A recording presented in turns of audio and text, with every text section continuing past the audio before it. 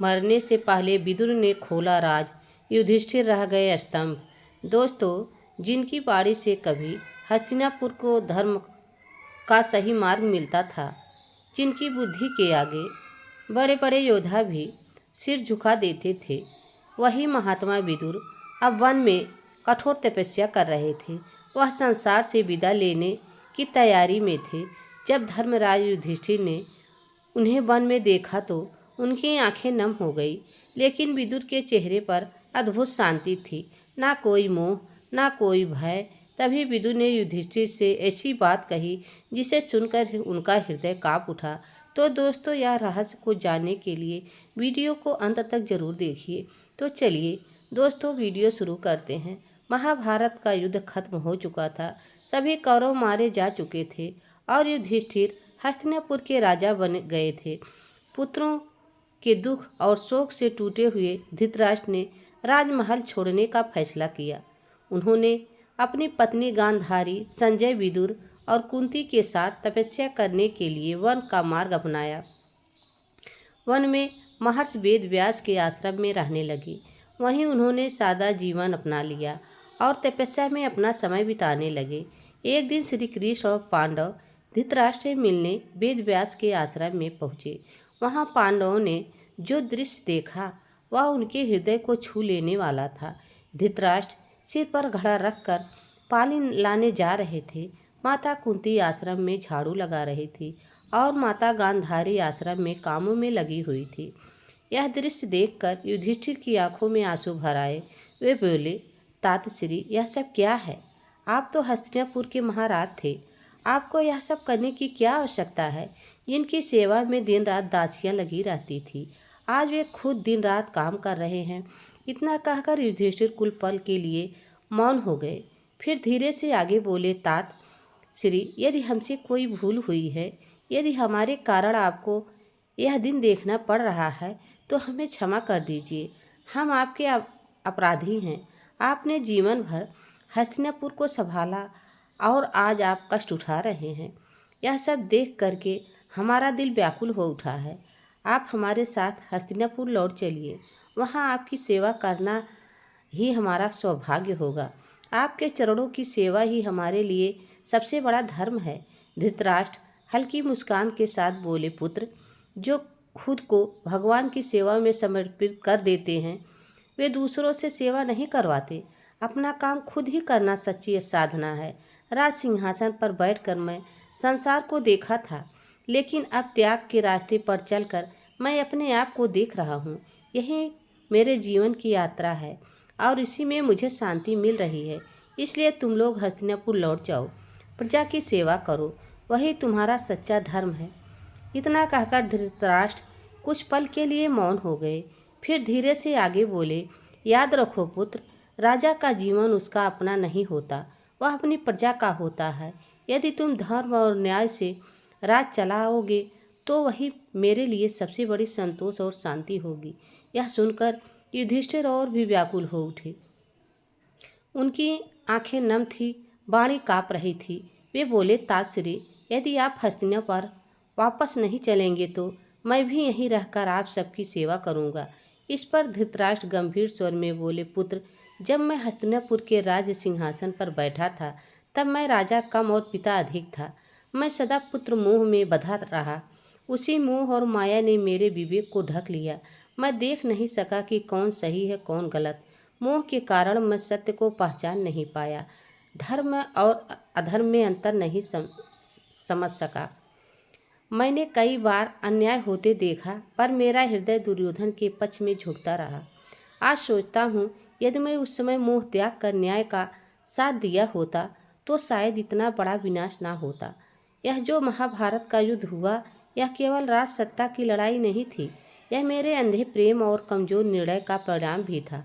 अंधा मैं केवल आँखों से नहीं था पुत्र, मैं अपने मोह से भी अंधा हो गया था और उसी अंधे मोह का परिणाम आज हमारे सामने इतना बड़ा शोक बनकर खड़ा है।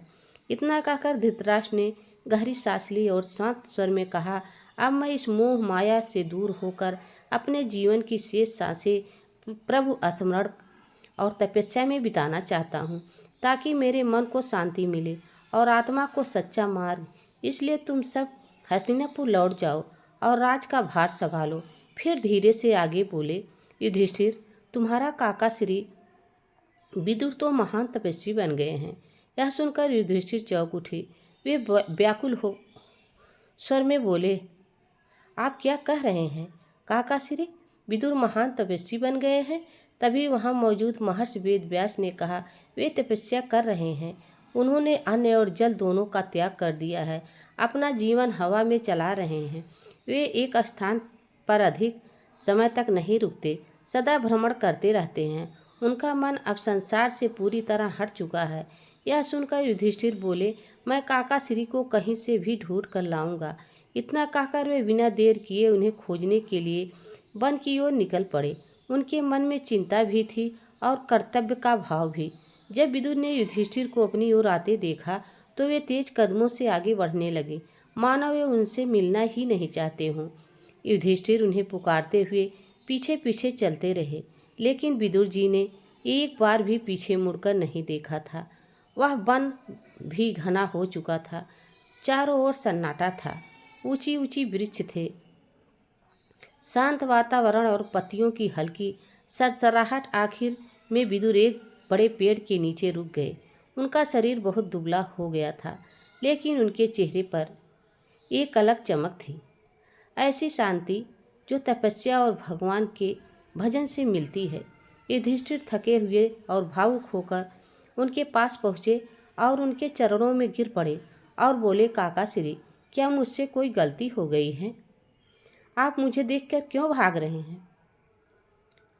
हे महात्मा, मैं महाज्ञानी, क्या अपने लोगों से बिछड़ना ही हमारे भाग्य में लिखा है?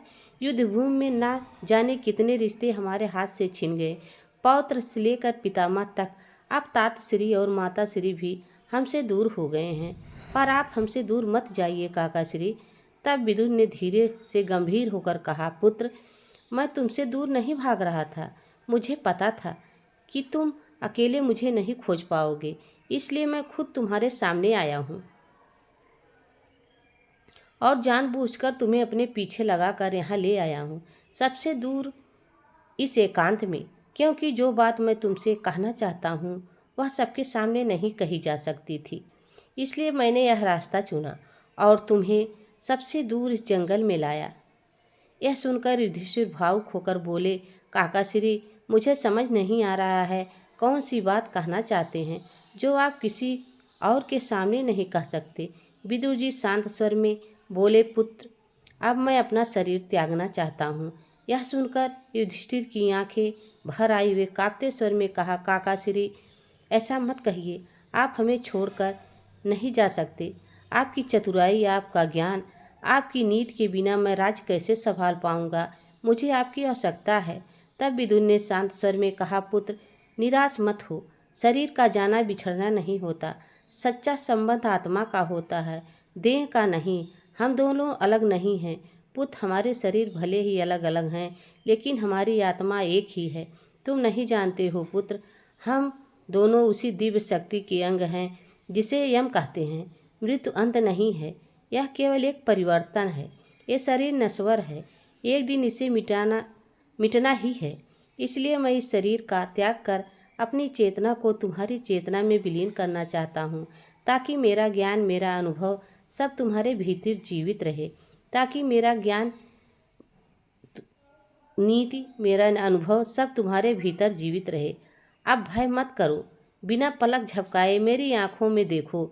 युधिष्ठिर ने आंसू पोंछे और दृढ़ होकर विदुर की आंखों में देखने लगे, जैसे एक आत्मा दूसरी आत्मा से संवाद करने जा रही है। और देखते ही देखते विदुर ने शांत भाव से अपनी प्राण त्याग दिए। दोस्तों, आपके लिए यह सीधा सा सवाल है, क्या आत्मा का संबंध वास्तव में देश से बड़ा होता है? जैसा विदुर जी कहा, आपका जवाब क्या है? अपना जवाब हमें कमेंट बॉक्स में ज़रूर बताइए। अगर आप हमारे चैनल पर नए हैं तो दोस्तों, यह वीडियो लाइक सब्सक्राइब ज़रूर करें। तब तक के लिए राधे राधे, जय श्री कृष्ण, धन्यवाद।